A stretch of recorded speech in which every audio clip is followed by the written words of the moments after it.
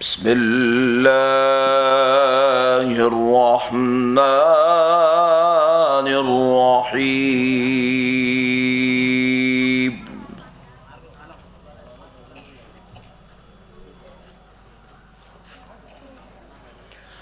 وما كان الله ليعذبهم وأنت فيهم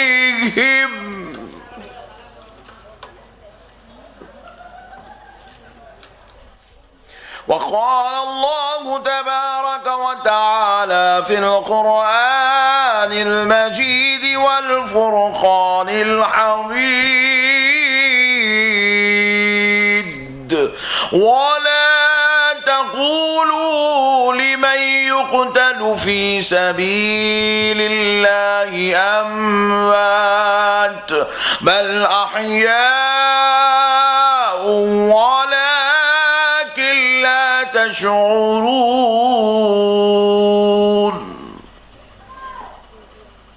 صدق الله المولانا العظيم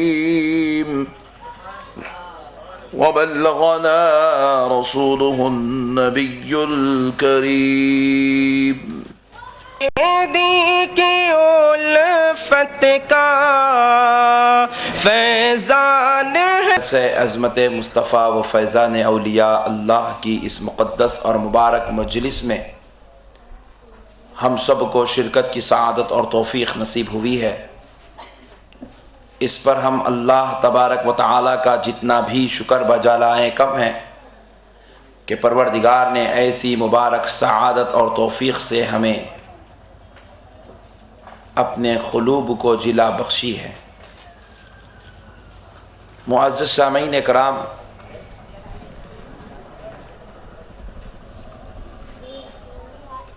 آپ اور ہم بڑے خوش نصیب ہیں کہ ہمیں اپنے آقا کا میلاد منانے اور اللہ کے محبوب بندوں اولیاء اللہ کے مقام و عظمت کو سمجھنے اور ان کے فیضان کے تذکرے کرنے کی سعادت نصیب ہوئی ہے۔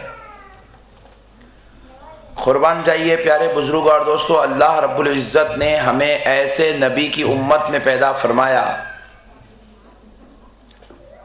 کہ اللہ رب العزت نے ان کی ذات اقدس کو کائنات کی ہر شے کے لیے رحمت بنا کر نازل فرمایا۔ حد تو یہ ہے کہ اس ذات کریمہ سے جن جن چیزوں کو بھی نسبت ہوتی گئی وہ چیزیں بھی عظمت والی ہوتی چلی گئی۔ اب آپ ذرا غور کر دیکھیں کہ ہمارے نبی رحمت للعالمین صلی اللہ علیہ وسلم کا مقام اللہ نے کتنا بلند فرمایا ہے کہ ہر انسان دنیا میں آتا ہے، آنے کے بعد اس میں قابلیت آتی ہے، خوب محنتوں مشقتوں کرنے کے بعد ایک معیار کو پہنچتا ہے،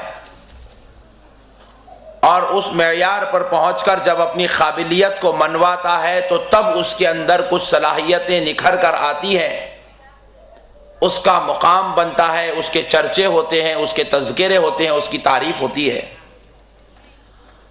اور بعض لوگ مانتے مانتے اس کی صلاحیتوں کو قبول کرتے ہیں اور بعض تو اس کی صلاحیت کو قبول بھی نہیں کرتے، اس قابل انسان کی قابلیت کو قبول نہیں کرتے۔ لیکن قربان جائیں ہمارے پیارے آقا رحمت للعالمین صلی اللہ علیہ وسلم کے مقام پر اللہ رب العزت نے ہمارے نبی کو وہ مقام عطا فرمایا کہ آپ دنیا میں تشریف بعد میں لائے، لیکن آپ کی عظمت کے چرچے پہلے ہوا کرتے تھے۔ بعد کا چرچا ہونا تو عقلی تقاضا ہے، قبول کیا جائے گا۔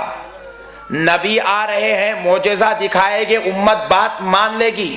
نبی بن کر تشریف لا رہے ہیں، امت آپ کی عظمت کو قبول کر لے گی، کفار بھی آپ کی عظمت کو قبول کر لیں گے، غیر بھی آپ کی عظمت کو قبول کر لیں گے، یہ بات تو سمجھ میں آتی ہے۔ لیکن ذرا غور کر دیکھیے، ہمارے نبی کا مقام اتنا بلند ہے کہ ابھی ہمارے آقا آمنہ کے لال عبداللہ کے دلارے مکے کی زمین پر پیدا نہیں ہوئے ہیں۔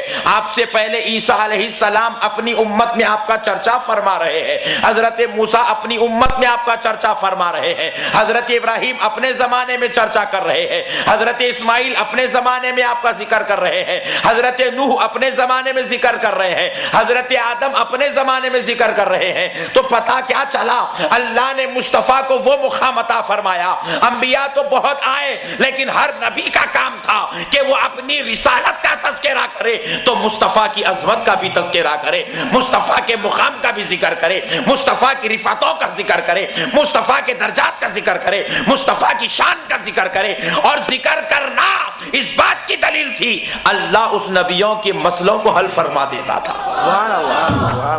قربان جائیے پیارے بزرگ اور دوستو, ہمارے نبی کا مقام بہت ہی زیادہ بلند و بالا ہے. اب ذرا آئیے ذرا ان کی بلندیوں پر تذکرہ تک روشنی ڈالنے کی سعادت حاصل کرتے ہیں. آج میں بعد کی باتیں نہیں, نبی کی آمد سے پہلے کی باتیں کروں گا. یہ تو انسان کی عقل مر چکی ہے جو بعد کی بات ماننے کے لیے تیار نہیں ہے. ارے جب سورج نکل ہی چکا ہے تو روشنی آنی ہی آنی ہے, جب چاند آ ہی گیا ہے تو چاندنی ہونی ہی ہونی ہے, جب انسان پیدا ہوا ہے تو کچھ نہ کچھ کام ہونا ہی ہونا ہے. تو بعد کا ماننا یہ کوئی کمال کی بات نہیں, پہلے کا ماننا کمال کی بات ہے. سورج نہیں تھا تو روشنی نہیں تھی, چاند نہیں تھا تو چاندنی نہیں تھی, انسان نہیں تھا تو کام نہیں تھا, آدم و حوا نہیں تھے تو کوئی بیٹا نہیں تھا. لیکن قربان جاؤ, مصطفیٰ نہیں تھے مگر مصطفیٰ کا تذکرہ برابر تھا. نبی نہیں تھے, نبی کا ذکر برابر تھا. نبی نہیں تھے, نبی کا کلمہ برابر تھا. اے نبی کے غلاموں, اپنی قسمتوں پہ قربان جاؤ کہ ہمارا مقام دیکھو کتنا بلند ہے, ہماری عظمتیں کتنی بلند ہے, ہماری شان کتنی بلند ہے. دیکھو ہم نبیوں کا کلمہ نہیں پڑھتے, ہم مصطفیٰ کا کلمہ پڑھتے ہیں. ہمارا کلمہ ہے لا الہ الا اللہ محمد الرسول اللہ. حضرت موسیٰ کی امت ان کا کلمہ پڑھتی تھی, حضرت عیسیٰ کی امت ان کا کلمہ پڑھتی تھی, حضرت یحییٰ کی امت نبی کا کلمہ یحییٰ کا کلمہ پڑھتی تھی, حضرت آدم کی امت حضرت آدم کا کلمہ پڑھتی تھی. مگر ہمارے نبی کا مقام دیکھو, صرف ہم اپنے نبی کا کلمہ نہیں پڑھتے بلکہ آدم تا عیسیٰ سارے انبیاء مصطفیٰ کا کلمہ پڑھ رہے ہیں, مصطفیٰ کا کلمہ پڑھ رہے ہیں. نبی بعد میں آئے, لا الہ الا اللہ محمد رسول اللہ پہلے چل رہا ہے. نعرہ تکبیر, نعرہ رسالت, علماء اہل سنت. اب ذرا یہ پیارے بزرگ اور دوستو, حضرت سیدنا آدم علیہ نبینا علیہ الصلاۃ والسلام, میں ذرا آپ کے موڈ کو بدلنے پوچھتا ہوں, بات سمجھ میں تو آ رہی ہے نا؟ کیونکہ بعض لوگوں کی عقل کمزور ہوتی ہے تو بات کی باتیں بھی سمجھ میں نہیں آتی, لیکن آپ کو دیکھ کر سمجھ میں آ رہا ہے کہ آپ تو پہلی والی بھی سمجھنے کو تیار ہیں. تو پیارے بزرگ اور دوستو, مسئلہ کیا ہے؟ علم اور جہالت. اگر جاہل کو کہا جائے کہ سورج زمین کے قریب آ رہا ہے, چاند زمین کے قریب آ رہا ہے, تو جاہل یہ بات قبول نہیں کر سکتا. لیکن اگر کسی سائنٹسٹ کو یہ بات کہی جائے کہ چاند زمین کے قریب آ رہا ہے تو سائنٹسٹ آنکھ بند کر کے بات کو قبول کر لے گا. یہ ہو سکتا ہے کیونکہ اس کے علم نے اس کو یہ بات بتائی ہے. پیارے بزرگ اور دوستو, یہی بات ہے جہالت اور علم میں. جہالت بعض چیزوں کو ماننے قبول کرنے نہیں دیتی, لیکن علم ہر چیز منوا لیتا ہے. اسی طرح خدا کی قسم بلا تشبیہ و تمثیل, ایمان کا معاملہ بھی محبت اور عقیدت پر ہے. اگر کسی کے دل میں عقیدت اور محبت آ جاتی ہے تو وہ ہر بات ماننے کے لیے تیار ہو جاتا ہے, نبی کی عظمت ماننے کے لیے تیار ہوتا ہے, نبی کا مقام ماننے کے لیے تیار ہوتا ہے. علم آ جائے لیکن عقیدت نہیں آئے, علم آ جائے محبت نہیں آئے, تو اب اس کے سامنے سمندر بھی بکھیر دو, وہ عظمت ماننے کے لیے تیار نہیں ہوگا, نبی کا مقام ماننے کے لیے تیار نہیں ہوگا. اسی لیے پیارے دوستو, ہم محبت والے لوگ ہیں, ہمیں یہ بات بڑی آسانی سے سمجھ میں آ جائے گی کہ حضرت آدم علیہ السلام اپنے بیٹے حضرت ادریس علیہ السلام کو, حضرت شیس علیہ السلام کو بلاتے ہیں, اپنے سامنے بٹھاتے ہیں, فرماتے ہیں بیٹا اللہ رب العزت نے مجھے دنیا میں بھیجا ہے, میں نے 1000 سال اس دنیا میں گزارے ہیں, میں یہ جتنے انسان نظر آ رہے ہیں یہ سب میرے بیٹے ہیں, لیکن اے میرے پیارے بیٹے لخت جگر ذرا سن لو, اب میں اس دنیا سے پردہ کرنے والا ہوں, میں تم کو اپنا خلیفہ مقرر کر رہا ہوں. بیٹا میری ایک نصیحت سن لو. دیکھو جب کوئی بیٹا اپنے باپ کا منصب لے رہا ہے اور اپنے باپ کی خلافت لے رہا ہے, اپنے باپ کی جانشین لے رہا ہو, تو ذرا اندازہ کیجئے اس وقت جو کلمات کہے جائیں گے وہ بڑے کمال کے ہوں گے, وہ بڑی اہمیت کے حامل ہوں گے, وہ بڑے فضیلت والے ہوں گے, وہ بڑے درجے والے ہوں گے, وہ بڑی رفعت والے ہوں گے. لیکن حضرت آدم علیہ السلام نے اپنے بیٹے کو اپنا جانشین مقرر کیا تو یہ نہیں کہا بیٹا یہ فلاں کام کر دینا, فلاں کام کر دینا, فلاں ذمہ داری پوری کرنا, فلاں منصب کو سنبھالنا, فلاں کے ساتھ ایسا سلوک کرنا. یہ نصیحتیں بعد میں کی ہوگی. پہلی نصیحت حضرت آدم اپنے جانشین کو کر رہے ہیں, بیٹا سن, جب جب تو خدا کا نام لے گا تو ساتھ میں محمد کا بھی ذکر کر لینا.